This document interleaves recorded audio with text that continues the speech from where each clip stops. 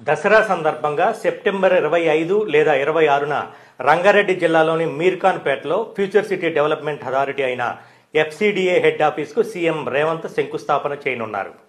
5 కోట్లతో ప్రీకాస్ట్ టెక్నాలజీతో కేవలం 3 నెలల్లోనే నిర్మాణం పూర్తి చేయాలని ప్రభుత్వం లక్ష్యంగా పెట్టుకుంది. నాగార్జున సాగర్ శ్రీశైలం హైవేలకు అనుసంధానంగా కొత్త రోడ్డు కనెక్టివిటీని ఏర్పాటు చేయాలని సీఎం ఆదేశించారు.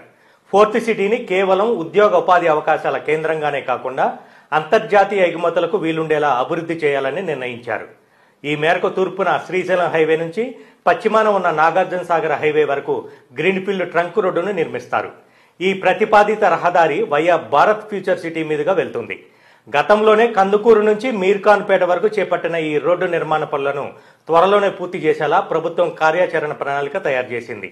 మీర్ఖాన్పేట నుంచి నందివనపర్తి మీదుగా యాచారం మండల కేంద్రంలోని నాగార్జున సాగర్ హైవేకు దీన్ని లింకు చేసే పనులను